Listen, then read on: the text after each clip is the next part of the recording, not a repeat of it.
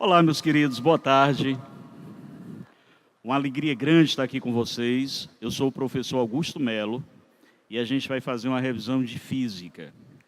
Essa revisão que eu estou fazendo com vocês, ela está em parceria com o blog Física Marginal, do professor Idelfrânio. Então, foi uma parceria feita em equipe, a gente escolheu umas questões a dedo, e eu não poderia deixar de estar presente nesse momento que antecede a coroação da tua aprovação. Eu tenho certeza que é só burocracia. Amanhã você vai fazer uma excelente prova e com certeza vai estar na universidade. Você vai conquistar esse teu sonho com toda facilidade, você vai achar a prova perfeita. Estou prevendo que só vai cair na prova aquilo que você sabe resolver, aquilo que você estudou, né? Você vai ter um resultado brilhante. Eu vou te pedir, por favor, para pegar esse material de revisão na página 5. E na página 5 aí eu estou começando colocando memorequezinhos das principais equações. Você dá uma revisada, de repente você pode não estar lembrando direito quais são esses conteúdos. Então aí na página 5 até a página 6, a gente tem um resumo das principais fórmulas. E eu vou te pedir para a gente começar a olhar a primeira questão. A primeira questão aí, percebe que ele tem um texto longo. O que é que eu vou te pedir? Quando você pegar questões que tenham texto longo, primeiro vá para o comando da questão. No último parágrafo, sempre tem esse comando que a questão vai te dar. Lendo o comando da questão, você vai perceber que a maioria das questões você já vai poder começar a resolver. Como você se preparou, você deu o melhor de você ao longo desse ano, e você já prestou atenção ao máximo, você vai estar sabendo fazer quase todos os conteúdos sem precisar do texto. E já começa a resolução. Aquela questão em que você precisar de alguma informação, você volta para o texto já buscando essa informação. Então, você não tem mais a necessidade de retomar para essa questão lendo-a integralmente. Basta que a gente consiga ler só o comando. Então, eu vou te pedir aqui para a gente ler essa primeira questão aí. Qual é a potência mecânica necessária para o bombeamento de 2 metros cúbicos por segundo? Pausa. Observa que apareceu um valor numérico, uma grandeza aí, 2 metros cúbicos por segundo. Grifa. Na hora que você for resolvendo a sua prova, sempre que for aparecendo valores numéricos, você vai grifando esses valores, que é para facilitar o teu entendimento. Bom, e ele diz aí para mim o seguinte: bombeia 2 metros cúbicos por segundo de água do volume morto de um determinado reservatório. Considere que o desnível entre o ponto de captação da água e o da tubulação de abastecimento seja de 15 metros. Destaco 15 metros mais uma vez. E que a intensidade do campo gravitacional seja de 10 metros por segundo ao quadrado. Destaca isso. E ainda que a densidade da água do volume morto seja de 1,03 quilogramas por litro. Bom, despreze quaisquer perdas de energia. Primeira coisa que eu vou pedir aqui é que você dê uma olhadinha para a gente, que para essa questão eu já estou com todos os dados aí.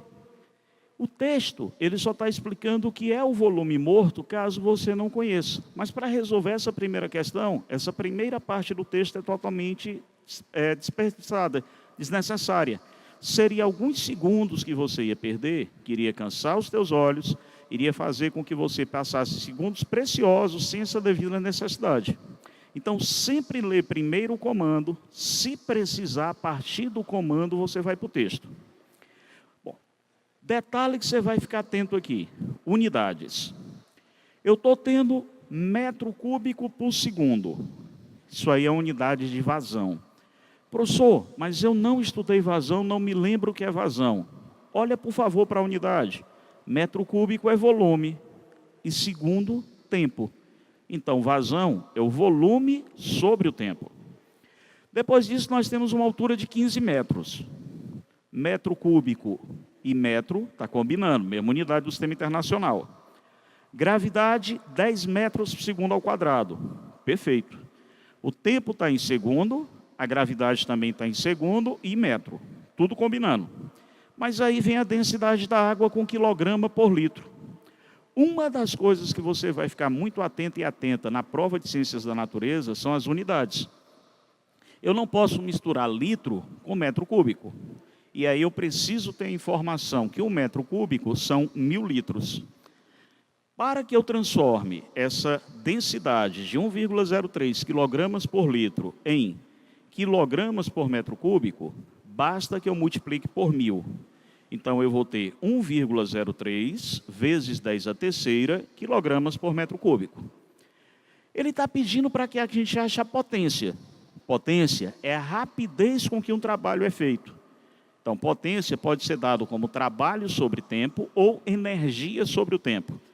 Lembra que energia é a capacidade de realizar trabalho. Então, tanto a gente pode colocar isso como energia ou trabalho sobre o tempo. Mas eu vou elevar de 15 metros essa água. Trabalho para elevar alguma coisa, o trabalho da força-peso. Trabalho da força-peso, massa vezes gravidade vezes altura. Então, observa que eu quero a potência, eu quero o trabalho pelo tempo. Trabalho da força-peso, mgh, que é a mesma coisa que energia potencial gravitacional. Perceba que eu destaquei a massa. Eu não tenho a massa aí. E agora, professor, o que é que eu faço? Entro exatamente com a fórmula de densidade. Densidade é massa sobre volume. Daí eu posso te dizer que massa é densidade vezes volume.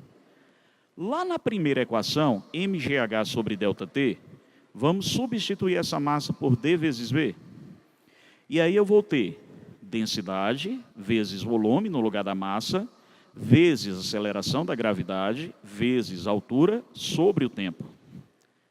Agora, vamos lá para o dado do início da questão. Metro cúbico por segundo. Metro cúbico é unidade de quê? Volume. E segundo, tempo.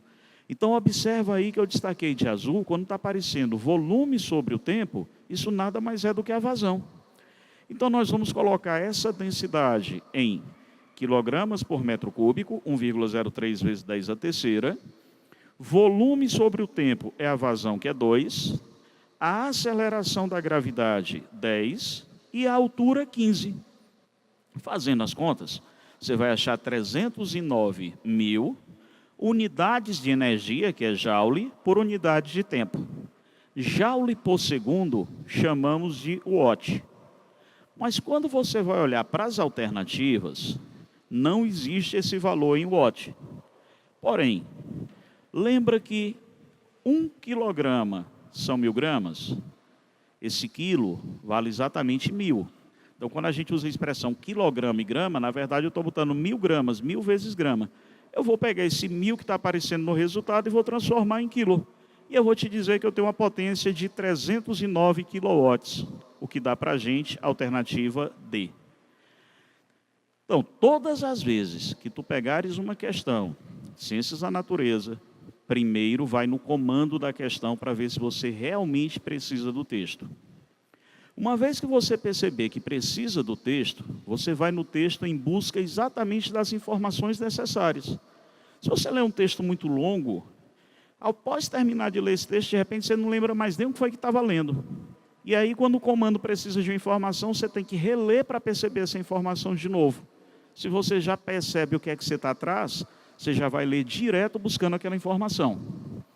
A segunda coisa que você vai ficar atento, durante a leitura, marca, destaca os valores numéricos, destaca as grandezas. Nossa terceira informação, coerência de unidades. Olha, eu não sei vocês, mas na minha época de estudante, eu sempre ficava em dúvida quando era para multiplicar, quando era para dividir. E eu pensei numa coisa meio simples, que é lógica. O seguinte, eu estou, por exemplo, em litros, nessa questão, e quero ir para metro cúbico. Metro cúbico é maior do que litro.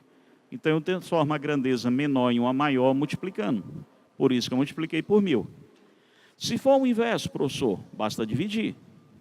Exemplo, aquela história de metro por segundo e quilômetro por hora. Tenho 3,6 na jogada. Quando é que eu multiplico, quando é que eu divido? Se eu estou em metro e quero ir para quilômetro, quilômetro é maior do que o metro. Então, eu vou multiplicar por 3,6 de metro por segundo para quilômetro por hora. Se eu estou em quilômetro por hora e quero voltar a metro por segundo, metro é menor. Eu faço essa divisão. Perfeito? Bom, vamos então, por favor, trabalhar aqui na nossa segunda questão, que usa um pouquinho da habilidade 17, interpretar gráficos e tabelas. A questão diz, o volume morto de um reservatório corresponde à parcela de água que está localizada abaixo das comportas que controlam o fluxo de abastecimento. Normalmente, se o nível do reservatório não sofrer grandes oscilações, essa parcela de água não é renovada, acumulando uma grande quantidade de lodo, lixo e agentes tóxicos. Por favor, destaque esse trecho. Acumulando uma grande quantidade de lodo, lixo e agentes tóxicos.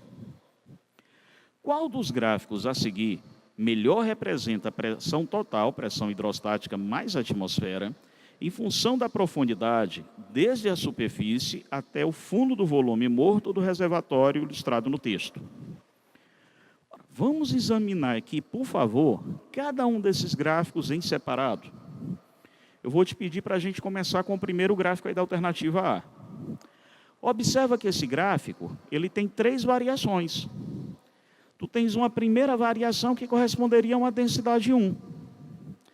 Uma segunda variação que corresponderia a uma segunda densidade.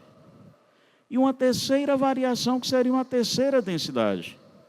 Porém, quando você olha para a foto que você tem aí, essa foto tem a água límpida, que seria uma densidade 1, e a água do volume morto, que seria uma densidade 2.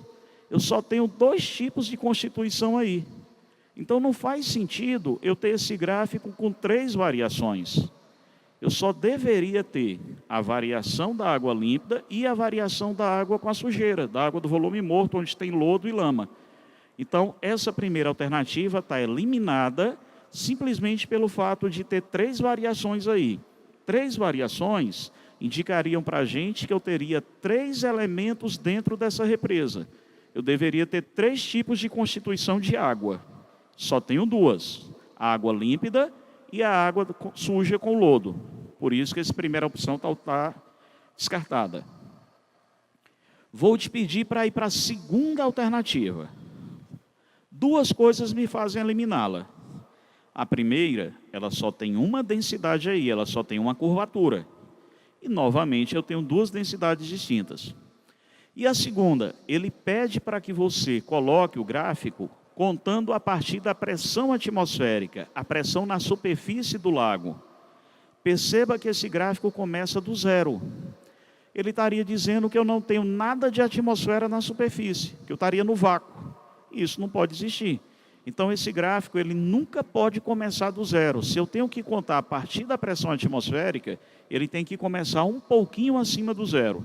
Por isso que você eliminou esse segundo gráfico aí, o gráfico C, perdão. Eu vou te pedir agora para irmos para o gráfico D. Vamos lá. Gráfico D. Percebe que ele tem 2 curvaturas, perfeito, condiz com a nossa situação de 2 camadas de líquido. Agora, observe um detalhe. Ele está me dizendo que a curvatura me dá uma pressão maior, a curvatura mais alta, está mais próximo do 0 de profundidade. O que é que ele está me dizendo? Eu estou tendo uma pressão maior na superfície da represa, no raso. E, à medida que a profundidade vai aumentando, a pressão atmosférica está diminuindo. Então, ele está me dizendo que no fundo da represa, eu vou ter uma pressão menor. Está incoerente. Em cima da superfície da água, eu vou ter a menor pressão que a atmosférica. E à medida que a profundidade for acontecendo, essa pressão aumenta. Esse gráfico ele deve ser invertido. Do jeito que ele está aí, ele está dando a informação para mim que próximo do 0 no eixo da profundidade, no eixo X. Próximo do 0, eu estou tendo uma pressão maior. Já no fundo da represa, onde a profundidade está maior, a pressão vai diminuindo. Vou pedir agora, por favor, para a gente examinar, por favor, esse gráfico E. O gráfico E ele tem 2 variações, 2 curvaturas, condiz.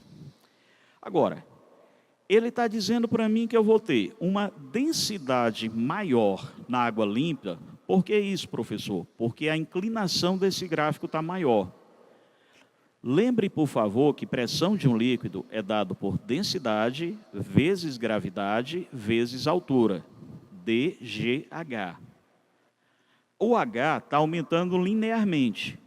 Mas quando esse gráfico muda a curvatura da primeira parte para a segunda parte, ele está me dizendo que a curva mais inclinada representa uma densidade maior na água limpa, que seria menor profundidade na superfície da represa. No fundo da represa, onde eu teria água suja, ele está me dando a curvatura mais intensa, né? Menos intensa, perdão, me mostrando o quê? Que eu tenho uma densidade menor. Observa que a pressão aumenta menos do que estaria aumentando na outra parte. Também está eliminado. Ora, professor, se não é a alternativa A, não é a alternativa C, não é a D e não é a E, só tem um jeito, a correta é a B. Observe, a pressão aí não começa do zero. Ele começa um pouquinho elevado, mostrando que esse primeiro valor que você tem é o da pressão atmosférica. A curva vai subindo suavemente, mostrando que a densidade da água limpa é menor porque ela tem menos elementos de impureza. Então a curva vai subindo gradativamente. Quando você chega nessa segunda parte, a curva acentua, fica mais forte a inclinação, mostrando que a pressão aumentou mais forte. Por que a pressão aumentou mais forte? Porque a água, quando tem a sujeira, ela vai pesar mais, ela vai ter uma densidade maior. Se a gente for pensar em termos de equação, densidade é massa sobre volume. Suponha que eu pegue 1 litro da água límpida e 1 litro da água suja. A água suja, observa que eu te pedi para gravar que você tem lodo, lixo, agentes tóxicos, elas têm mais elementos dentro dela. Então essa água suja ela vai estar com a massa maior, para o mesmo volume de 1 litro. Se ela vai estar com a massa maior, ela vai estar com a densidade maior. A pressão total no fundo do recipiente, ele vai ser dado por pressão atmosférica, que é a pressão na superfície da represa, causada pelo peso do ar sobre a gente, mais a pressão do líquido, dGH. Na primeira parte da água límpida, eu tenho uma densidade menor. Então a pressão ela vai aumentando suavemente à medida que a profundidade vai aumentando. Aumentei a profundidade, aumentei também a pressão. Daí aquela curva crescente mais suave. A partir do momento que eu chego no volume morto, a água está com a densidade maior. Então, além da profundidade aumentar, agora a densidade também aumenta. Então a pressão agora vai aumentar por um fator duplo. A pressão vai aumentar agora em função da profundidade e da densidade. Por isso que você vai ter essa curva na segunda parte mais acentuada. À medida que eu estou no eixo X, mais para longe, eu estou indo mais para o fundo da represa. Mais para o fundo da represa, eu estou encontrando a água mais suja. Essa água mais suja tem maior densidade e, a partir daí, eu tenho a pressão aumentando por 2 fatores, profundidade e densidade. A explicação para você ter essa curva mais acentuada. Então, nossa segunda questão, letra B. Terceira questão, por favor. Ele diz que astronauta põe uma pastilha efervescente em bola de água flutuante no espaço. De novo, a gente tem um texto aqui um pouquinho longo. Eu vou te pedir para a gente ir lá para o comando da questão. Se precisarmos, voltamos para ler o resto.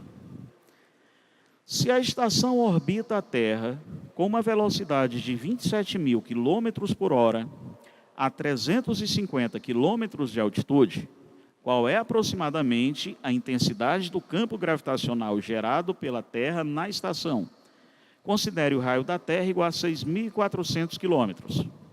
E perceba que as nossas alternativas estão em metros por segundo ao quadrado. Só com os dados que nós temos aí, já dá para resolver a questão. Mais uma vez, essas linhas que você tem acima referente ao texto, é só para indicar o que foi feito na experiência, mas não é importante para a questão. Bom, você vai lembrar de um detalhe. Quando eu tenho a Terra e a estação orbital, o raio que é medido é o raio de órbita. Esse raio de órbita ele é medido a partir do centro da Terra. Então, o raio de órbita que a gente vai ter corresponde ao raio da Terra mais a altura que você tiver. Então, sempre que você tiver uma questão de gravitação, lembra sempre que a gente vai fazer as medidas a partir desse raio de órbita. Bom, o que é que a gente vai fazer a respeito dessa questão? Primeiro, observa que essa espaçonave, ela estaria girando na órbita circular ao redor da Terra. Ela está sendo puxada de encontro à Terra. Força que vai puxá-la para baixo. Força, peso. Mas essa força-peso vai estar apontando para o centro de uma trajetória circular. Professor, se ela aponta para o centro de uma trajetória circular, então eu posso dizer que ela é uma força centrípeta? Sim. O peso irá aportar-se como força centrípeta. Todas as vezes que tu tiveres uma questão de gravitação, você vai fazer um esquema semelhante, por favor, ao resumo que você tem aí para mim na página 6. Volta um pouquinho o teu material para a página 6, por favor, e olha para mim o item 4. Depois a gente retoma para a questão. Você sempre vai colocar a Terra ou o Sol, enfim, o astro central no meio dessa tua trajetória. Girando na órbita circular ao redor dela, você vai botar o corpo que você quer. No nosso exemplo, a massa maior, o emissão, seria a Terra. A massa menor, o emizinho, é a estação orbital que está ao redor da Terra. Os dois vão atrair-se com a mesma força. Terceira lei de Newton. Força nos dois corpos necessariamente tem que ser iguais. Professor, mas a Terra tem uma massa muito maior do que a estação. Essas forças vão ser iguais? Sim. Galera, se eu pegar aqui esse material e soltá-lo, ele vai cair, óbvio. A força com que essa apostila está puxando a Terra tem a mesma intensidade da força com que a Terra puxa a apostila. Agora, quem tem menor massa se move mais. A força, ela é o produto da interação de dois corpos. Ela não é de um corpo só. Imagine uma situação do seguinte: você pega aquele cara bem bombado de academia, você pega aquele cara bem forte e manda ele dar um soco com toda a força que ele tiver em um guardanapo. Vai pegar um guardanapozinho de papel e vai dar um soco com a maior força que ele puder dar. O que é que vai acontecer? Nada. No máximo, um guardanapo rasga. Agora pega aquele magrelo, bem esquelético, e manda ele dar um soco com a maior força que ele puder estar numa parede. O que é que vai acontecer com a mão dele? Vai machucar?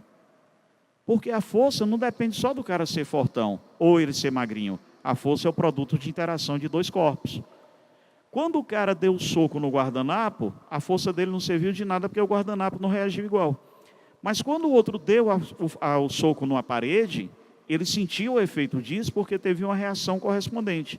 Então, sempre a força ela é igual dos dois corpos, mas ela é um produto de interação dos dois, não é só de um. Então, por isso que quando você tem a apostila e a Terra, eu te digo que a força é trocada entre os dois.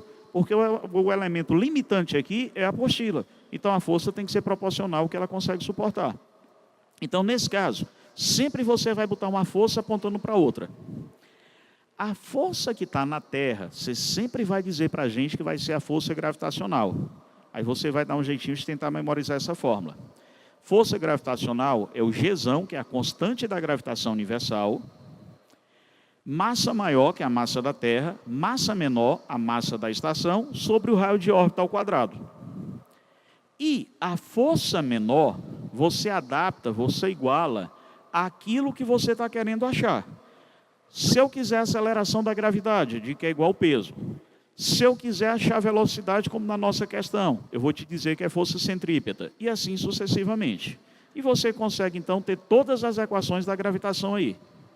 Vou te pedir novamente para retornarmos à nossa questão. Se eu estou tendo a estação girando ao redor da Terra, a estação vai ser atraída pela Terra. Qual é a força que vai puxar essa estação para baixo? É a força peso. Mas a força peso está apontando para o trecho de uma trajetória circular. Então ela porta-se como força centrípeta. Fórmula de peso: massa vezes gravidade. Professor Augusto, e força centrípeta? mv² sobre r. Note que as duas equações têm massa. Então, a gente vai pegar aqui a massa e vai coisar. A massa, ela não vai importar. Todos os corpos que estiverem ao redor da Terra, eles são atraídos com a mesma aceleração da gravidade, porque a massa dele foi simplificada.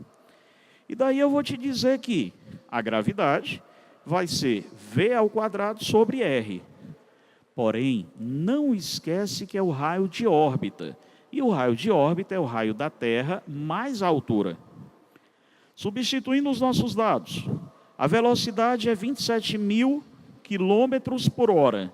Divide por 3,6, que tu precisa disso em metro por segundo. Eu tenho 6.400 quilômetros da Terra, mais 350 quilômetros da estação. Vou somar os dois, e aí eu vou ter 6.750.000 metros. Resolvendo a conta, você vai achar 56.250.000, dividido por 6.750.000, e isso te dá 8,3 metros por segundo ao quadrado. Mas, professor, essas contas não ficaram muito legais, não. Na hora do Enem, eu estou lá nervosa, um bocado de questão para resolver, eu vou perder tempo fazendo conta desse tamanho? Eu sou obrigado a fazer isso? Não, você pode usar lógica. Professor, eu sou daquele tipo que matemática para mim mais parece mortemática. Né? Eu fujo das contas. Então a gente vai usar um pouquinho de lógica.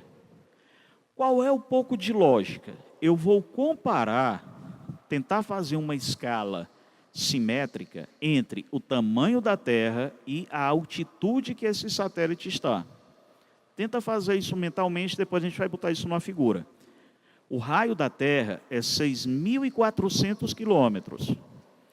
E a estação está apenas a 350 quilômetros acima da Terra. 350 quilômetros é bem menor do que 6.400. Então, essa estação espacial, ela está bem próxima da superfície da Terra. Se ela está bem próxima da superfície da Terra, ela deve ter um valor de gravidade muito próximo da gravidade na superfície da Terra, que é 9,8 metros por segundo ao quadrado. Então, tenta fazer esse desenho aí no teu material, de botar mais ou menos em escala o tamanho da Terra e a altura, pode fazer um pontinho para dizer que é a estação espacial, a altura que essa estação espacial estaria em relação à Terra. Por favor, tenta fazer esse esquema.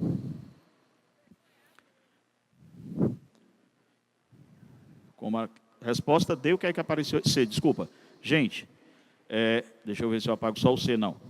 Foi erro de digitação, eu peço 1000 desculpas. Observe que 8,3 metros por segundo é D de dado e não C. Eu digitei aí a resposta errada, corrige, por favor, tá? O cálculo está correto, 8,3 metros por segundo ao quadrado, só que a alternativa é D de dado. Tudo bem, por favor? Corrija essa falha aí, eu peço desculpas por essa distração na digitação. Bom, o que foi que eu te pedi para fazer? Essa questão aí, a matemática dela, os cálculos dela são um pouquinho cansativos. E você vai estar fazendo, junto com a prova de Ciências da Natureza, a prova de Matemática. Então, vamos ganhar tempo. Use a lógica, use o bom senso. Às vezes a gente diz que está chutando, mas não é chutar. Quando você usa o conhecimento prévio adquirido, o bom senso, para que você consiga responder essas questões, isso não é chute, isso é conhecimento lógico, é conhecimento adquirido que você tem. Para essa questão aí, a gente vai resolvê-la agora sem esse horror de cálculo. Vamos lá. Eu tenho o raio da Terra com 6.400 quilômetros. E eu tenho a estação que está só a 350 quilômetros de altitude. Observe que 350 é bem menor do que 6.400. Quando a gente coloca dois símbolozinhos de menor na sequência, você vai ler como sendo bem menor. Então, eu estou escrevendo aí que o H é bem menor do que o R. Nesse caso aí, de novo, o gabarito é D de dado e não C, por favor. Nesse caso, eu vou te dizer que a estação está bem próximo da superfície da Terra. Se ela está bem próxima da superfície da Terra, O valor da aceleração deve ser o valor próximo de 9,8, só que ligeiramente menor. Quanto mais alto eu tiver, menor vai ser o valor dessa gravidade. Só que como ela só está um pouquinho mais elevada que a Terra, ela não está muito mais elevada, é só um pouquinho, então a gente vai ter apenas uma pequena variação em relação a 9,8. Por isso que nós temos a resposta D de dado, 8,3 metros por segundo ao quadrado. Mais uma vez eu te peço desculpa pela distração que eu botei resposta C, a resposta é a D, e essa mesma questão aí a gente vai resolver só usando essa lógica agora do desenho.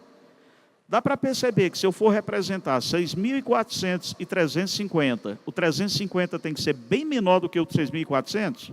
Então eu estou botando essa estação quase em cima da superfície da Terra. Logo ela deve ter uma aceleração muito próxima de 9,8. Por isso a gente teria o 8,3. A aceleração da gravidade num planeta qualquer, o maior valor que você tem é na superfície do planeta. À medida que você vai subindo, que você vai se afastando, a gravidade vai diminuindo. E se eu cavar um buraco e for indo para o centro da Terra, a gravidade também vai diminuindo à medida que eu vou entrando na Terra. Então a gravidade tem um valor máximo na superfície, diminui à medida que eu entro e aumenta à medida que eu me afasto. E esse aumento, ele é proporcional a essa altitude. Por isso que quando eu coloquei nessa questão aí, o 350 quilômetros, eu queria que você imaginasse essa estação bem próxima da Terra. Daí a resposta bem próxima de 9,8. Porém, menor do que 9,8, por quê? Porque a gente está um pouquinho elevado. Professor, mas eu sempre aprendi que a gravidade na Terra é 10 metros por segundo ao quadrado. Lembra que isso aí é um valor que a gente aproxima para facilitar os cálculos. Rigorosamente, a gravidade na superfície da Terra é 9,81 metros por segundo ao quadrado. O 10 é apenas um valor para a gente aproximar. Tudo bem com essa? Entendido? Vamos então mais uma, por favor. Questão seguinte. Suponha que um dos ramais de instalação elétrica de uma determinada residência esteja alimentando um computador pessoal de 220 watts, destaca para mim, foi valor numérico que você vai destacar, e 10 lâmpadas fluorescentes compactas de 11 watts, destaca mais isso. Todos esses equipamentos estão associados em paralelo, destaca para mim aí o paralelo. E a tensão nominal de alimentação é de 110 volts. Qual deverá ser a capacidade de um no-break, em amperes-hora, de modo a manter todos esses equipamentos funcionando normalmente por um intervalo de 15 minutos? Quando a gente tem instalações elétricas, qualquer instalação elétrica domiciliar, ela é feita em paralelo. Por que paralelo, professor? Para que um equipamento funcione independente do outro. Quando a gente faz uma associação em paralelo, cada equipamento tem a sua própria corrente, independente do outro equipamento, e todos os equipamentos têm a mesma tensão, têm a mesma voltagem. Na nossa questão, ele está dizendo que a voltagem aí da residência é de 110 volts. Então, tanto o computador como as 10 lâmpadas, todos têm, cada um deles, 110 volts. Eles não dividem a voltagem, eles ficam com a voltagem individual. Cada um vai ter a sua própria corrente. Caso nós tivéssemos uma associação em série, todo mundo tem a mesma corrente, e eles dividem a tensão, dividem a DDP. Em série, a DDP é dividida pelos aparelhos e a corrente é a mesma. Em paralelo, cada um tem a sua própria corrente e a tensão é igual para todos, não é dividido. Vamos então à nossa questão. Você vai lembrar que potência pode ser intensidade de corrente vezes tensão. Nós vamos ter potência, um computador de 220 watts, mais 10 lâmpadas de 11 watts. A corrente que o sistema vai receber é a corrente total, funcionando na rede de 110 volts. Você vai receber que a corrente para alimentar esse sistema inteiro é de 3 amperes. Agora, observa, por favor, o dado que ele te perguntou. Qual é a capacidade desse no-break? em ampere-hora. Ampere é unidade de corrente elétrica. Hora, unidade de tempo. Corrente vezes tempo é carga elétrica. Então, eu estou te pedindo para achar a quantidade de carga elétrica desse no-break. Professor, como é que o senhor percebeu que ele queria a carga? Eu analisei as unidades. Ampere é o I, que é a intensidade de corrente, hora é o tempo. Bom, esse no-break ele vai ter 3 amperes de corrente e eu quero que ele funcione durante 15 minutos. 1 hora são 60 minutos. 15 minutos seria 15 sobre 60, 1/4 de hora. Então, a gente vai ter que essa carga é 3/4 de ampere-hora ou 0,75 ampere-hora. 0,75, letra B. Galera, você não é obrigado a ter todas as equações memorizadas. Eu coloquei algumas aí que eu chamei de Memorex no início do nosso material, só para dar uma facilitada. Mas eu não sou obrigado a ter tudo na ponta da língua, não. Agora, o que é interessante é que você preste atenção às unidades. Nessa questão, quando ele pede capacidade, a gente fica meio sem saber o que é que ele está querendo. O termo capacidade, geralmente, a gente vai pensar em capacitores. Né? Capacitores, a gente vai para capacitância. Só que ele, na verdade, está falando a unidade. Ampere, que é corrente, e hora, que é tempo. Corrente vezes tempo, quantidade de carga elétrica. Vamos mais uma, por favor? Questão 5. O texto sobre segurança viária alerta sobre a disseminação do texting, um dos principais fatores de risco para acidentes de trânsito.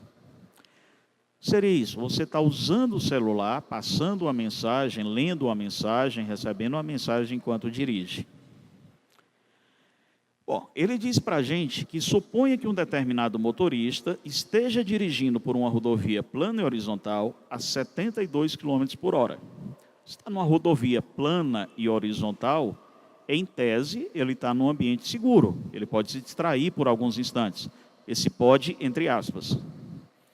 E ele resolve enviar uma mensagem através do seu celular, distraindo-se durante 5 segundos e meio.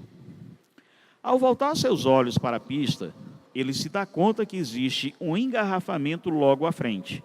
Felizmente, a frenagem é bem sucedida e o motorista consegue evitar a colisão, parando, destaque esse parando, rente à traseira de um automóvel. Quantos metros o motorista percorreu desde o início, que ele começou a usar o celular, até o fim da frenagem? Considere que o tempo de reação desse motorista foi de 0,5 segundos. Toda vida que você tiver a expressão tempo de reação, você vai lembrar que o movimento é uniforme. No tempo de reação, eu não tive tempo de tomar atitude nenhuma. Eu não freiei, eu não acelerei, eu deixei a coisa fluir naturalmente. Então, durante o tempo de reação, você tem movimento uniforme. E ele diz ainda para a gente que a desaceleração desse veículo ocorreu durante 4 segundos. Vamos pensar aqui um pouquinho? Eu gosto de brincar um pouquinho com cinemática, no movimento uniformemente variado, de chamar de regra do SAT. Espaço, aceleração e tempo. Eu vou ler o texto da minha questão e vou observar se o texto não cita nada a respeito de espaço.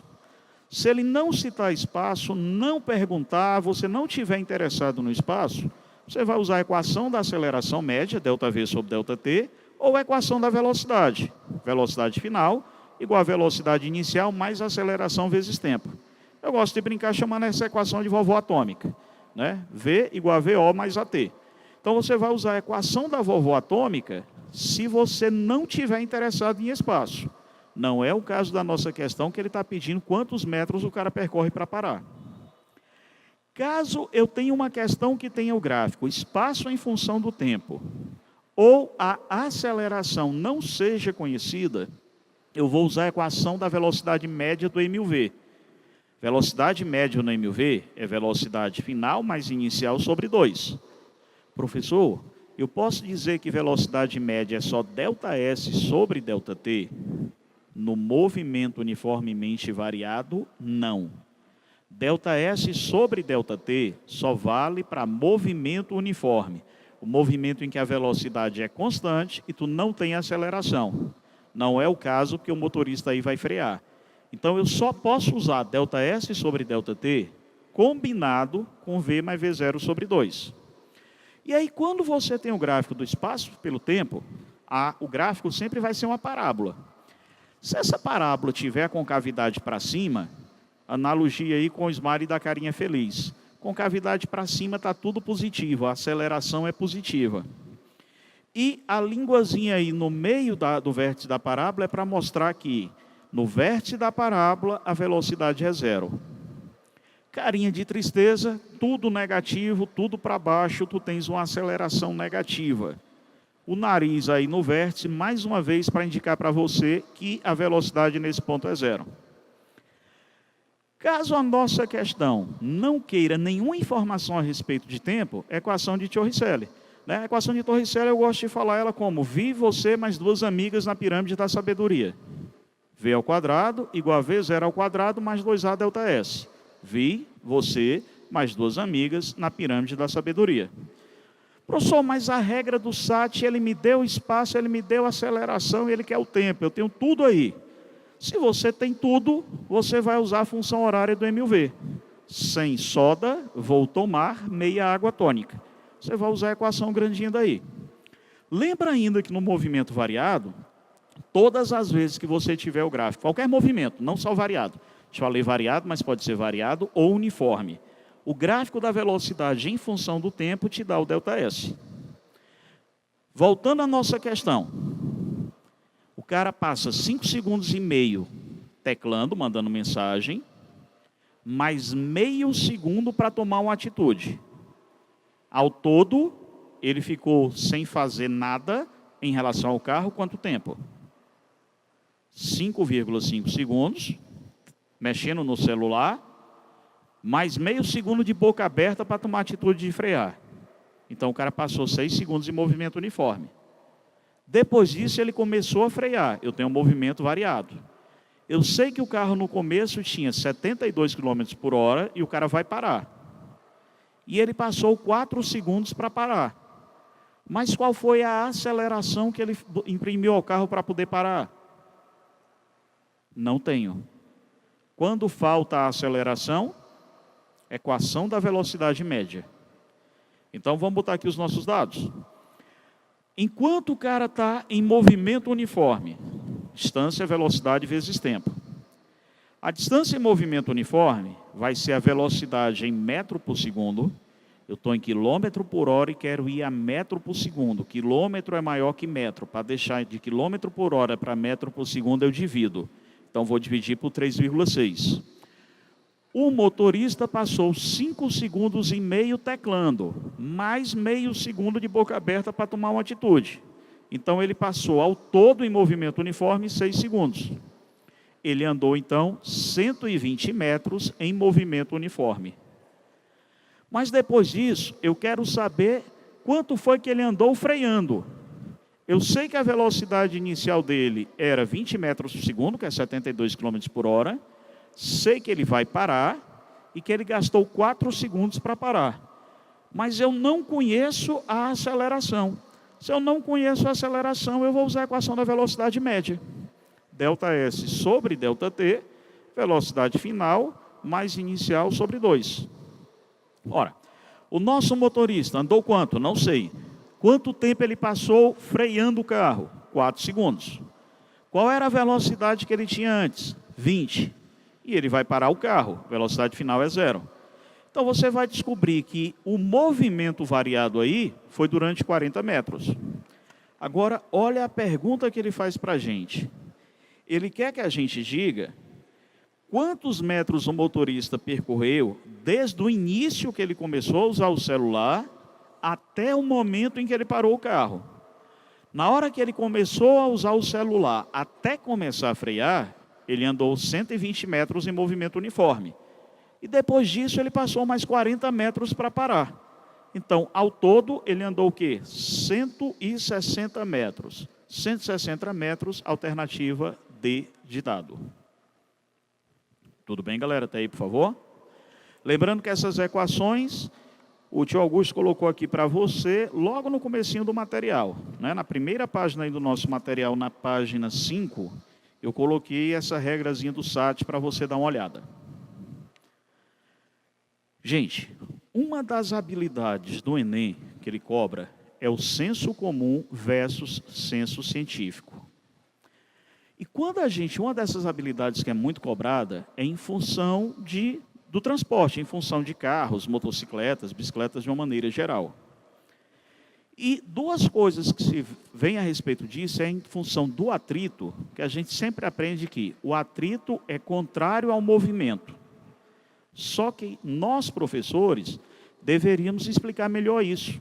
E te dizer que o atrito é contrário à tendência do movimento do ponto de aplicação, não do corpo. Vou te dar um exemplo. Para que eu ande, eu tenho que empurrar um dos meus pés para trás.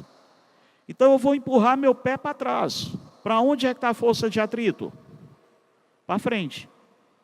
O atrito está contrário ao meu movimento? Não, o atrito está a favor do meu movimento. Mas ele está contrário ao movimento do meu pé. Então, o atrito sempre é contrário ao movimento do ponto de aplicação. Na hora que você tem um veículo qualquer, se o pneu está girando, cada vez que o pneu está girando, um ponto do pneu só toca uma única vez um ponto do solo. Se o ponto do pneu só toca uma única vez o ponto do solo, a gente vai dizer que esse atrito é do tipo estático. Pneu girando, pneu andando, eu tenho atrito estático. Por quê? Porque um ponto do pneu só toca uma única vez o ponto do solo. Se o pneu trava, você tem um freio de arrasto, um ponto do pneu sai arrastando e pegando em vários pontos do solo. Então, aquele pedaço do pneu que está em contato com o solo está em movimento em relação ao solo, já que ele está tocando em vários pontos do solo. Nesse caso, você tem um atrito do tipo cinético. E o atrito cinético sempre é menor do que o estático. Eu vou pedir para você dar uma olhadinha nessa animação aí em que a gente tem a situação de freio. Observa agora que você tem o freio com a roda travada. E agora você tem o freio com a roda sem ser travada. Com a roda travada, quando o motorista dá o freio de arrasto, que o carro trava as rodas, ele demora mais a parar, porque a roda travada, tu está tendo um atrito cinético. Um ponto da roda está tocando várias vezes um ponto do solo. E aí o carro para mais devagar e ele perde a aderência. Quando você tem um freio com sistema de ABS, o ABS, na hora que a roda vai travar, ele libera um pouquinho para que a roda, para o mesmo ponto do pneu, não fique tocando o solo em várias situações. Quando ele vai travando, ele libera um pouquinho a roda. Isso faz com que a parada seja extremamente mais rápida. E aí você tem o atrito do tipo estático. Senso comum versus senso científico. Atrito estático, pneu girando. Atrito dinâmico, que é menor, pneu travado. O pneu travado, ele vai ter um atrito menor, e eu digo que ele é do tipo dinâmico porque ele sai arrastando várias posições do solo. Grave essa informação, porque aí o senso comum quer que a gente faça o contrário. O que é que o nosso cérebro diz para a gente? Por aí, como é que está estático se o carro está andando, se o pneu está girando? Não é estático, está girando, mas se está girando pelo conceito da física, um ponto toca apenas um único ponto do solo, isso é repouso. Se o pneu sai arrastando em vários pontos do solo, seria o nosso cinético. Eu vou te pedir, então, por favor, para você dar uma olhada aí na questão 6, usar a tua lógica, usar o teu bom senso e me dar a resposta. Dá uns minutinhos, tenta ler, por favor, e me dá essa resposta.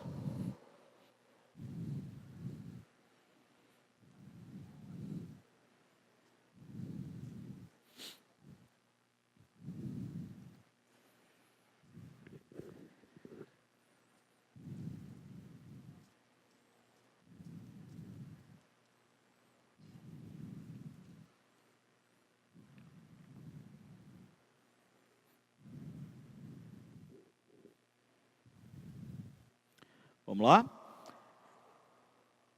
Se você tiver olhado direitinho, você marcou para a gente, por favor, a alternativa C.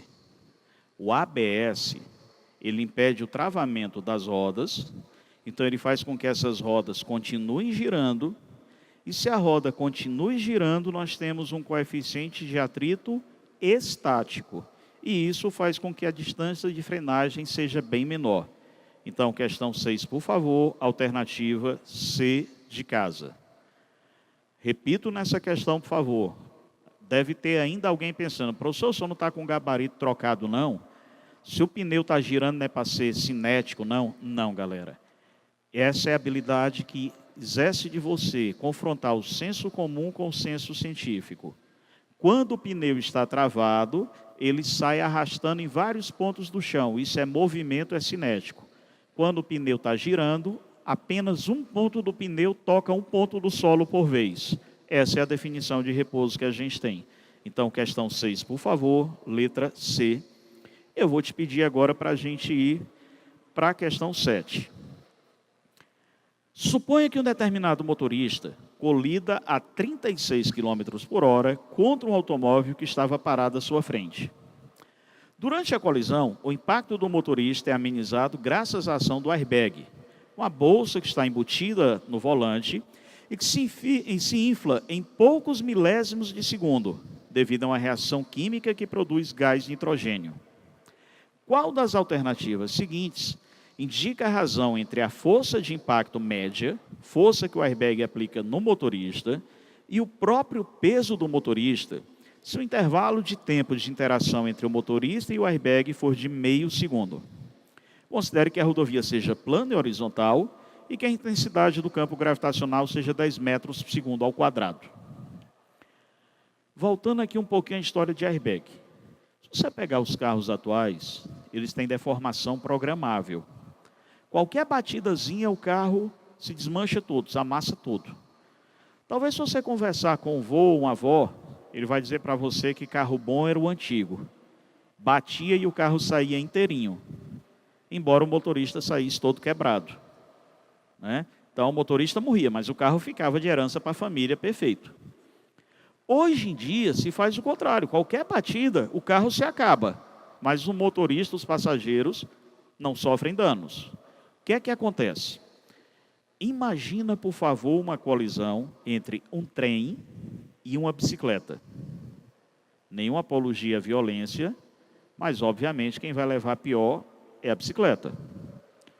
Só que a terceira lei de Newton estabelece para mim que a força que a bicicleta fez no trem é idêntica à força que o trem fez na bicicleta. A força trocada entre o trem e a bicicleta é a mesma, tem a mesma intensidade, mesma direção em sentidos opostos. Lembra a história que eu te falei do soco do cara fortão no guardanapo? A interação tem que ser trocada entre os dois corpos. O que é que faz com quem está na bicicleta sofra danos maiores? A desaceleração muito rápida. A força trocada é a mesma. Mas se você lembrar aquela fórmula bem romântica da física, física, meu amor, F igual a ma, a aceleração é a força sobre a massa, F sobre m. F é igual para todo mundo. Quem tem a maior massa sofre a menor aceleração. A menor aceleração tem danos menores. Quem tem a menor massa para mais bruscamente. A parada brusca é que causa mais danos. Qual é a função do airbag? Qual é a função da deformação programável? Fazer com que o tempo de parada se torne maior. Você se choca contra o airbag, enquanto você está se chocando contra o airbag, você está diminuindo o tempo de você parar. Na hora que o carro tem uma colisão e ele vai amassando, enquanto ele está amassando, ele não está parando. Se ele não está parando, ele está acelerando menos bruscamente. E isso vai causar menos danos às pessoas. Bom, na nossa questão, então, eu estou te dando uma relação entre velocidade e força. Todas as vezes que você tiver relação de velocidade e força, você vai lembrar do teorema do impulso. Impulso é igual à variação da quantidade de movimento. Ora, impulso é força vezes tempo. Quantidade de movimento, massa vezes velocidade. Professor, o que é essa história de impulso? Imagine-se chutando uma bola. Depois que o seu pé solta a bola, ela ainda continua andando. Por que é que ela continua andando? Porque ela recebeu uma força do seu pé durante algum tempo. Essa força que atua no corpo apenas durante algum tempo, mas que faz com que ele se desloque, é o que a gente chama de impulso. Então, no nosso caso aqui, eu vou te dizer que força vezes o tempo de aplicação 0,5 vai ser a massa vezes a velocidade. Estava a 36 km por hora. Divide por 3,6. Dá 10 metros por segundo. E depois disso vai parar. Então a variação de velocidade é 10.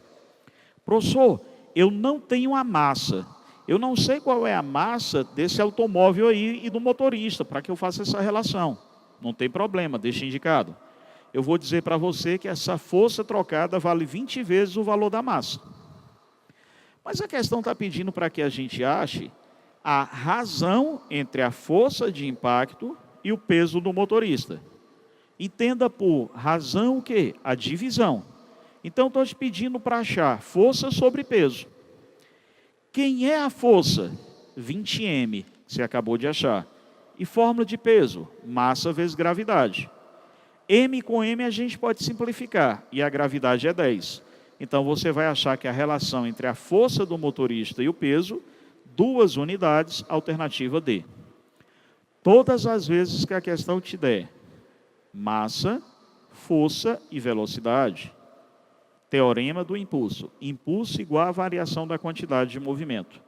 Professor, sempre posso fazer isso? Sim, só tome cuidado nas unidades. Percebe que a velocidade já estava em quilômetro e tu precisava jogar essa velocidade para metro por segundo. Próxima questão que a gente tem aí, nossa questão 8. Repara de novo que nós temos um texto gigantesco. Que foi que combinamos quando a gente tem esse texto grande? Lê primeiro o comando da questão. Então eu vou dar um jeitinho aqui de sair atrás do último parágrafo para começar a ler.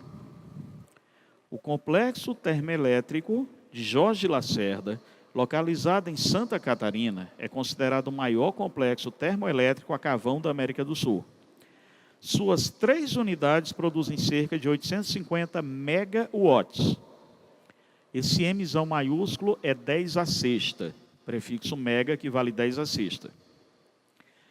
Supondo que cada unidade produza a mesma potência elétrica, quantas delas seriam necessárias para produzir aproximadamente a mesma potência elétrica que a usina solar dos Estados Unidos? Suponha que a máxima potência solar incidente nos espelhos do deserto californiano seja de 1000 watts por metro quadrado e que o rendimento global dessa usina solar é de 30%. Vamos lá. Eu estou atrás, então, agora de 2 informações. Perceba que ele está dizendo para mim que eu tenho 1000 watts por metro quadrado. Watt é a unidade de potência. E metro quadrado? Área. Eu preciso saber qual é a área dessa usina da Califórnia. E a segunda condição, ele está pedindo para que a gente compare essa usina com a de Jorge Lacerda. Então, eu preciso saber o que é que elas têm em comum na produção. Então, vem cá. Vai lendo aí o texto agora, a primeira parte do texto, e eu estou a fim de achar a área, porque eu preciso dessa informação. Eu agora vou ler o texto rapidamente, atrás só dos valores numéricos. E eu vou observar que mais ou menos no meio ele diz para mim, ao todo são 3 unidades de geração de energia que ocupam uma área equivalente a 14,2 km². Primeira informação que eu precisei, 14,2 metros quadrados. Vamos então pensar agora um pouquinho. Ele falou para a gente em watt por metro quadrado. Watt é potência, metro quadrado é área. Então, intensidade é potência por metro quadrado. Potência sobre área, desculpe. Nesse caso, eu vou te dizer que a potência é a intensidade vezes a área. Acontece que ele está dizendo para a gente que só 30% dessa energia solar é aproveitada. O restante é dissipado na forma de calor. Então a gente vai botar essa letra grega aí, que é o ni, o rendimento, para dizer que a potência útil é a parte aproveitada do rendimento, vezes a intensidade, vezes a área.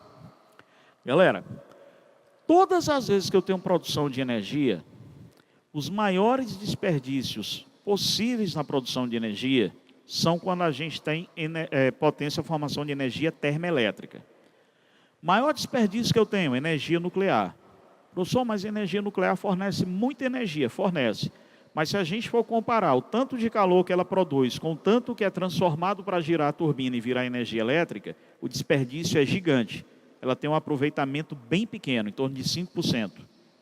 As termoelétricas têm aproveitamento em termos de 20%, 25%. Usina solar, você tem um aproveitamento em termos de 30%. E aí, à medida que você vai tendo energias como a hidrelétrica, que ela não depende da formação de calor, você tem um aproveitamento bem maior. Então, cuidado para não confundir rendimento com quantidade de energia produzida. Uma nuclear produz muita energia? Produz, mas o rendimento dela é grande? Não, é muito baixo.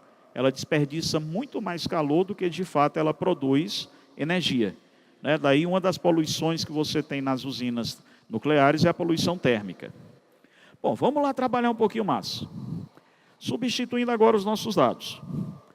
Potência vai ser rendimento 30%, 30 sobre 100. 30 sobre 100 é 0,3. Vezes a intensidade, 1000. Vezes a área, 14,2 quilômetros quadrados. Mas eu não posso usar em quilômetro quadrado. Eu tenho que botar para metro quadrado. Por isso que eu estou botando aí a 10 à sexta. 1 quilômetro são 1000 metros. De quilômetro para metro eu tenho 3 casas, 3 zeros. Só que eu estou tendo área, é quilômetro quadrado. Então é 3 zeros 2 vezes. Portanto, 6 zeros. Fazendo essa conta, você achou que essa potência vai ser de 4.260 vezes 10 a 6 watts. Lembra, por favor, que esse 10 a 6 é um mega. Então, você tem a usina californiana produzindo 4.260 megawatts. Eu quero saber qual seria a relação da usina da Califórnia sobre Jorge Lacerda. A usina da Califórnia produz 4.260 mega. E a usina de Jorge Lacerda, 850 mega. Porém, observa que ele está dizendo para a gente que você usa 3 unidades termoelétricas, 3 unidades de produção. Então, por isso que eu botei esse 3 aí de vermelho. Ele cita no texto que você tem 3 unidades produtoras de energia. Fazendo, então, os devidos cálculos, você vai achar aproximadamente 15 unidades, o que daria para a gente letra E. De novo, Augusto, eu não lembrava da fórmula de intensidade. Eu fui olhar as unidades. O watt é potência, metro quadrado é área. Daí, intensidade ser potência sobre a área. Meio pelos extremos, a potência é intensidade vezes a área. Como nem sempre toda essa intensidade é aproveitada, eu joguei o rendimento na história. Então, esse 0,3 é o 30%, 1000 é a intensidade da radiação solar, 14,2 é a área que a gente achou no texto, e esse 10 a sexta é para transformar de quilômetro quadrado para metro quadrado. Fazendo a relação que a gente tem entre os dois, a alternativa é. Bom, te pedi agora para a gente trabalhar com mais uma questão. Questão 9, por favor. Para saber o peso de sua mochila, um atleta olímpico usa uma balança de banheiro. Ele desconfia da medida feita e resolve descobrir o verdadeiro peso da mochila. Para certificar-se de que o peso está correto, ele pega um dinamômetro, que é isso, uma mola calibrada com um ponteiro. Ele pega um dinamômetro, mas percebe que a graduação está apagada. Então ele faz o seguinte experimento. Mede o comprimento da mola sem peso, depois coloca 1 kg de sal e mede novamente o comprimento. E por último, mede a mola com a mochila. Qual é a massa da mochila? Adote a gravidade, 10 metros por segundo ao quadrado. Essa questão que a gente está trabalhando aí, nós vamos trabalhando com força elástica. Cuidado mais uma vez que a gente decora a fórmula de energia potencial elástica e esquece a de força elástica. Energia potencial elástica, Kx ao quadrado sobre 2. e força elástica apenas Kx. Professor, quem é o K? É o grau de dureza da mola. Quem é o X? É a deformação. É o tanto que essa mola aumenta ou diminui. Então, vou te pedir aqui para a gente trabalhar. Ora, força elástica vai ser a constante elástica da mola vezes a deformação dela. Como é a mesma mola, esse K é constante para o sistema inteiro. Primeira coisa que eu vou descobrir quem é esse K. Então, na hora que eu coloco aqui 1 kg de sal, eu vou dizer que a força que vai esticar essa mola vai ser o peso. Lembra que peso é massa vezes gravidade. 1 kg de açúcar vezes 10. Isso vai ser a constante elástica da mola. E o texto diz para a gente que essa mola, olha para a figura, no Enem, as figuras, elas não são feitas só bonitinhas para ilustrar, não. Elas trazem algum dado, elas trazem alguma informação. Se você olhar para a figura, você está tendo aí o tamanho da mola. A mola com comprimento natural, ela tem 10 centímetros. A mola com o sal de 1 kg, 20 centímetros. Então, qual foi o X? Qual foi a deformação dela? 20 menos 10, 10 centímetros. Resolvendo isso aí, a gente vai achar que essa constante é de 1 newton por centímetro. Eu agora vou lá para a situação C. Novamente, força elástica igual peso. Então, o peso vai ser Kx. Augusto, quem é o X? A variação do comprimento da mola. A massa da mochila eu não sei, a gravidade é 10. Por que é que eu botei aí mc vezes 10? Peso, massa vezes gravidade. K, você acabou de descobrir para mim que vale 1, ela é constante. E quem é o X? É o comprimento final da mola com a mochila, que é 30, menos o comprimento da mola vazia, da mola inicial, que é 10. Resolvendo essa questãozinha, você vai achar que essa massa corresponde exatamente a 2 kg, 2 kg, alternativa D de dado.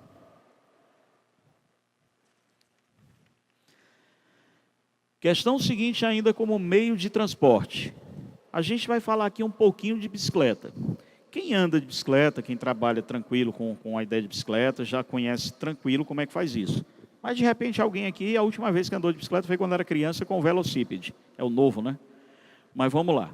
Quando você tem uma bicicleta de marchas, de maneira geral, a parte ali onde está o pedal é a coroa, vai ser exatamente onde você vai dar a força motriz, a força que gera movimento, que é a força das suas pernas.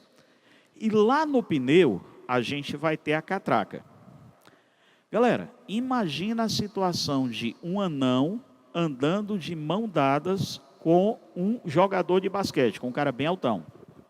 Se os dois estão de mão dadas, a velocidade dos dois tem que ser a mesma. Porém, o anão tem que mexer as pernas mais rápido para poder acompanhar o jogador de basquete. Então, a frequência do menor é maior, mas a velocidade é a mesma dos dois. Mentalmente, visualiza um trator. O trator tem uma roda traseira maior, uma roda dianteira menor. Se uma das rodas tivesse velocidade maior do que a outra, pode ser um bug também. Se uma das rodas tivesse velocidade maior do que a outra, ela ia se desprender do carro, se desprender do veículo, e não se desprende. Então, a velocidade é a mesma. Só que a menor tem que dar mais voltas, tem que ter uma frequência maior para poder acompanhar a menor. Então, quando você tem um sistema de polias e elas estão unidas por corrente ou por contato direto, elas têm que ter necessariamente a mesma velocidade linear. A velocidade tem que ser igual. Porém, o menor tem uma frequência maior, dá mais voltas. Quando você tem o eixo da bicicleta, a catraca, acoplada no pneu, o número de voltas que a catraca dá, o pneu também tem que dar. Então, ali eles têm a mesma velocidade angular. Porém, o pneu é maior. Se o pneu é maior, ele percorre uma distância maior na mesma volta. Então, nesse caso, a velocidade do pneu é maior do que a velocidade da catraca. Então, quando você tem um sistema de bicicletas, a ideia vai ser o seguinte: eu estou a fim de fazer menos esforço. Eu vou subir uma ladeira e eu não quero cansar.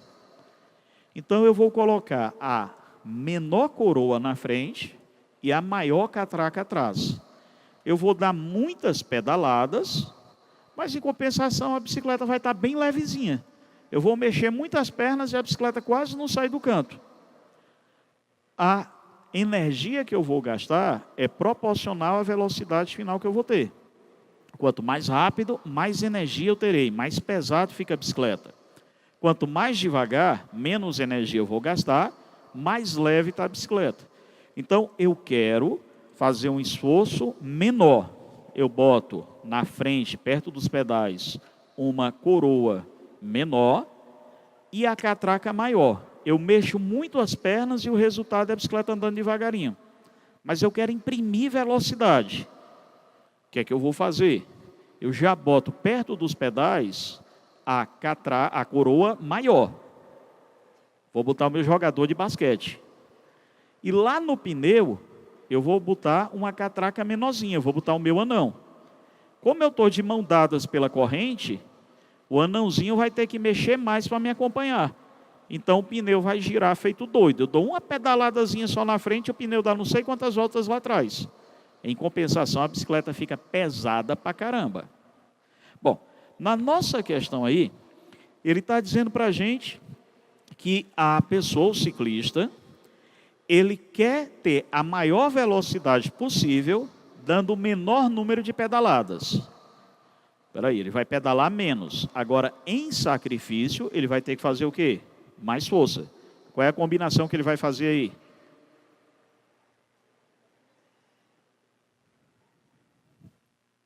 Se ele vai pedalar menos, ele vai botar na frente a coroa bem grande, que aí ele vai mexendo bem devagarinho. E lá atrás ele vai botar a catraca pequenininha. A catraca vai ficar feito doida, girando para poder acompanhar a coroa. Então, nossa resposta, letra D.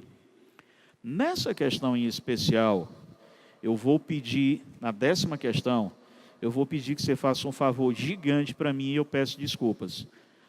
Como a gente tem um tempo meio apertado, a gente acaba fazendo material em cima da hora e às vezes se distrai. Na página 21 tem o gabarito desse material.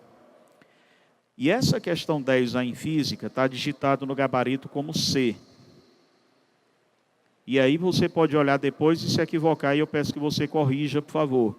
Então essa questão 10, o gabarito correto é letra D de Deus. Se eu quero pedalar com a velocidade maior, eu vou imaginar a situação do jogador de basquete andando com o anão. Eu boto a coroa muito grande e a catraca pequenininha para que eu consiga dar muitas voltas.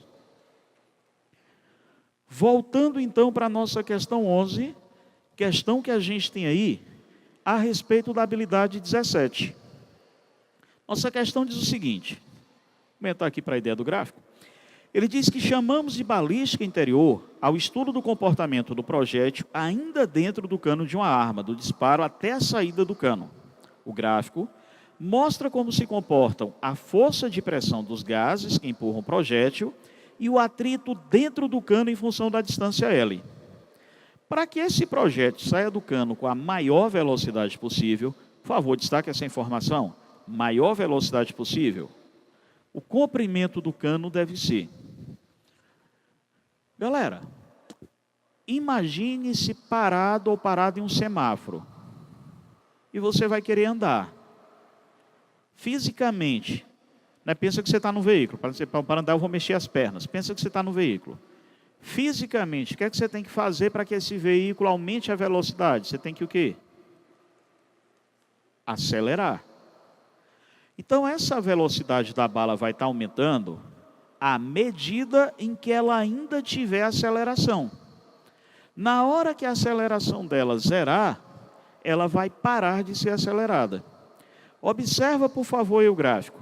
Eu tenho o pico de pressão do disparo em função da força de atrito, que é a reta. Lembra que pressão é força sobre área. Então, eu posso te dizer dessa situação aí, que a força é a pressão vezes a área.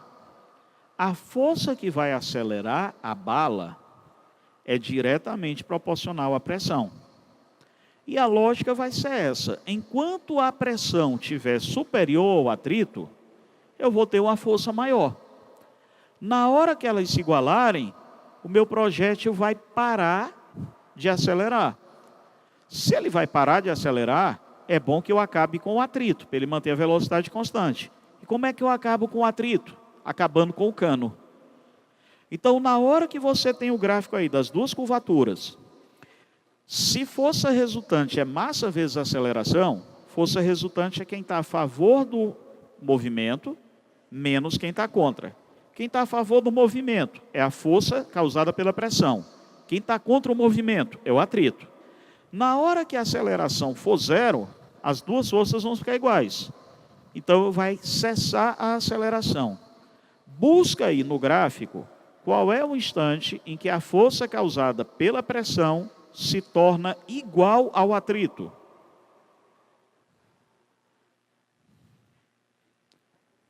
Você vai observar que é no item 4. O atrito é essa reta que você tem aí. Enquanto o gráfico da pressão estiver acima do atrito, a força de pressão está maior. Então você vai ter essa bala sendo acelerada. Quando chega bem aí no item 4, a pressão fica bem em cima do atrito. Ou seja, a força de pressão fica igual à força de atrito. Quem é a aceleração do meu projétil? Zero. Se o cano da bala continuar, o atrito fica maior do que a pressão. Repara que a partir do item 4, lá no item 5, o atrito está maior do que a pressão. O que é que a bala faz? Freia. Então, o que é que eu faço para que essa bala não freie? Para que ela fique com o máximo de velocidade que ela pode ter alcançado? Eu tenho que encerrar o atrito naquele limite. Onde é que eu encerro o atrito? Terminando com o cano. Onde é que esse cano vai terminar? Na hora que a força da pressão se tornar idêntica à força de atrito. Isso corresponde exatamente no item 4.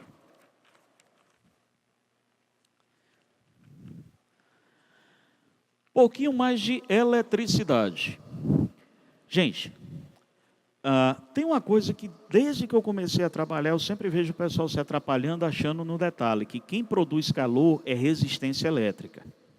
Resistência elétrica não produz o calor. Quem produz o calor no sistema de energia é a corrente elétrica. Quanto maior a corrente, maior o efeito Joule, maior a produção de calor. Então, na nossa questão seguinte, questão 12, ele diz o seguinte: instalou-se um chuveiro elétrico em uma residência e percebeu que toda vez que era ligado, as luzes do banheiro enfraqueciam. Esse comportamento indica a alta corrente do chuveiro está provocando uma queda de tensão e um aquecimento excessivo da fiação que elimina esses aparelhos. Para minimizar ou até mesmo resolver esse problema, o que é que a gente deve fazer? Se o chuveiro está provocando um excesso de aquecimento, é porque o chuveiro está recebendo muita corrente. Corrente elétrica odeia resistência. Quando é que eu tenho muito calor? Quando eu tenho muita corrente. Quando é que eu tenho muita corrente? Quando eu tenho pouca resistência. Quanto menor a resistência, maior a corrente, maior vai ser a produção de calor. E a questão está querendo que eu baixe essa corrente, a questão está querendo que eu aqueça menos. Como é que eu faço para aquecer menos? Eu aumento a resistência. Agora, professor, mas se U é R vezes I, o calor não é produzido na resistência? É, mas ele não é produzido pela resistência, ele é produzido pela corrente. Corrente vai ser o fluxo ordenado de elétrons. Os elétrons estão tudo bonitinho caminhando. Aí eles encontram a área do fio onde está mais apertado para eles passarem. Quando está mais apertado, eles vão atritar entre si e vão produzir esse calor. Mas se só tiver a resistência lá e não tiver os elétrons passando, não tem calor. Então quem produziu o calor não foi a resistência, foram os elétrons. Agora onde é que os elétrons produziram esse calor? No ponto mais apertado para eles passarem. Mas se eu apertar o circuito inteiro, menos elétrons vão entrar por vez. Imagina que você tem, todos nós aqui do ginásio vamos sair de uma única vez por uma porta, lá no portão vai ficar só um pedacinho do portão aberto. E todos nós temos só aquela opção de sair. Não tem como a gente não se esbarrar, porque vai ter só uma saída pequena. Esse esbarramento vai gerar calor. Agora imagina que fizéssemos um corredor do centro até a saída em que nesse corredor só coubesse uma pessoa por vez. Não ia ter mais esbarramento lá no portão, porque só tinha entrado por vez e entrar exatamente a sequência de saída. Então, como é que eu faço para diminuir esse calor? Eu vou criar esse corredor na fiação. Eu vou fazer com que ele fique mais apertado para que menos elétrons passem. Como é que eu faço isso ficar mais difícil dos elétrons passarem? Se eu lembrar que potência I vezes U, eu quero baixar a potência dissipada do chuveiro. Para isso eu tenho que diminuir a corrente. Mas eu não posso diminuir o U, eu não posso diminuir a voltagem da casa. Como é que eu faço para diminuir então essa corrente? Eu aumento a resistência. Então, nesse caso aí, resposta correta, letra C. A gente aumenta a resistência da casa e, aumentando essa resistência, eu faço com que menos corrente elétrica circule. Cuidado que o senso comum da gente é achar que, se eu aumentar a resistência, eu vou aumentar a produção de calor. Não. Você está usando um chuveiro, quer tomar banho com água bem quente, o que é que você faz? Diminui a resistência. Quando você bota para a posição inverno, você baixa a resistência. Quando a resistência baixa, a corrente aumenta, a água sai mais quente. Aí você quer tomar água mais morninha, você quer água menos quente. O que é que você faz? Você bota para a posição verão, o que é que você faz? Você aumenta a resistência. Quando você aumenta a resistência, menos corrente passa, menos a água aquece. Então, o aquecimento é dado pela corrente. Maior resistência, menor corrente, menor aquecimento. Menor resistência, corrente odeia resistência. Menor resistência, mais corrente, mais aquecimento. Bom, temos mais 3 questõezinhas aqui, só um detalhe.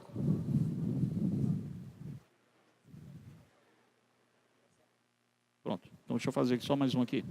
Gente, tem aqui os colegas fantásticos da biologia e da química aqui querendo arrasar para vocês. Eu estou extrapolando aqui o tempo, eu vou comentar mais uma e a gente encerra.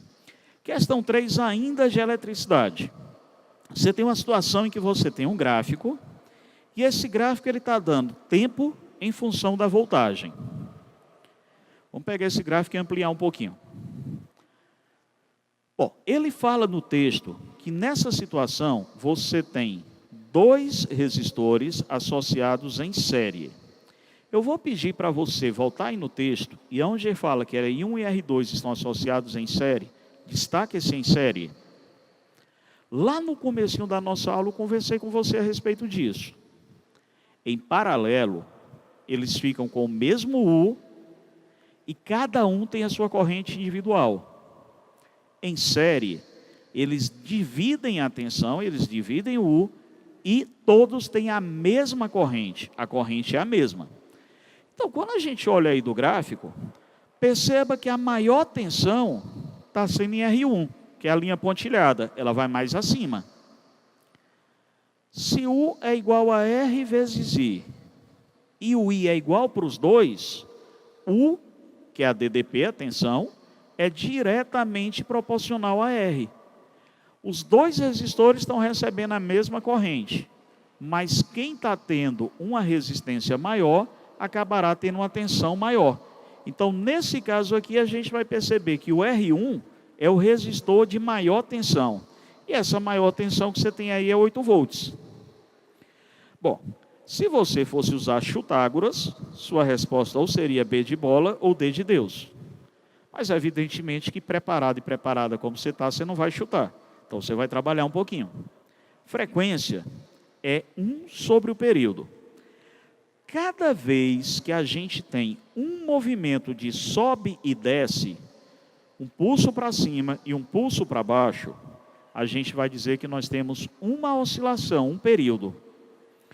Por favor, observa aí no gráfico. Ele começa no 0, pode ser o gráfico do R1, que é o pontilhado. Ele começa do 0, sobe, aí vai descendo, passa do 2, e ele volta para o meio, bem no meio entre 2 e 3. Bem o meio entre 2 e 3 está valendo quanto? 2,5. Então, percebe, por favor, que nesse caso, o tempo para dar um movimento de subida e descida, o tempo de uma oscilação, é de 2,5 milissegundos. Vai lá no gráfico e observa no eixo aí que o tempo está em ms. M é mili, é 10 a menos 3. Então, eu vou te dizer que eu tenho 1 sobre 2,5 vezes 10 a menos 3. Eu vou pegar esse 10 a menos 3 e vou passar para cima. Ele vai ficar como 10 a mais 3. 10 a mais 3, que é 1.000 dividido por 2,5, tu teria 400 Hz. Então, você tem 8 volts e 400 Hz, alternativa D de dado. Tranquilo? E a nossa última para fechar de gráfico de novo. Você tem aí um gráfico, eu vou adiantar o tempo. Eu vou pegar, por favor, só o gráfico de D e C. Como esses dois gráficos estão paralelos, eu vou te dizer que esse pessoal tem a mesma variação de comprimento. Como eles crescem iguais, o ΔL, a variação de comprimento, é igual. Mas variação de comprimento é comprimento inicial vezes coeficiente de dilatação vezes variação de temperatura. Comprimento inicial de C vezes o coeficiente de dilatação de C vezes a variação de temperatura vai ser comprimento inicial, coeficiente e variação de temperatura de D. Corta as temperaturas e substitui pelo dado do gráfico. O C começa em 3L e o D começa em 4L. Você vai achar que essa relação aqui, o comprimento vai ser cortado e o coeficiente de A é 4/3 do de D. Perfeito. Vamos fazer a mesma situação agora com o outro. Eu volto já e deixo a tela aqui enquanto eu estou saindo para você copiar, tá? Me dá só um segundo aqui. Mesma situação agora com o gráfico de A e B. Os dois estão paralelos. Os dois têm que ter a mesma variação de comprimento. Comprimento vai ser ΔL, alfa, ΔT. O comprimento inicial de A é só L0, mas o de B é 2L0. Corta os comprimentos, corta a temperatura. Você vai achar que o alfa de A é 2 alfa de B, o que dá para a gente a alternativa C. Tranquilo? Gente, eu estou extrapolando aqui o meu tempo. Os meninos já estão vindo aí que eles estão dando aula show para vocês. Me perdoe não ter dado tempo da última questão. Muitíssimo obrigado pela oportunidade de dividir esse momento glorioso de aprovação com vocês. Eu tenho a mais absoluta certeza que vocês vão brilhar. A vaga da universidade já é sua. A universidade já está esperando por você. Olha aquela cena linda, você subindo para a escadaria com o nome do teu curso na camisa. Fantástico. Então, parabéns antecipadamente pela tua aprovação. Um abraço carinhoso para vocês. Valeu.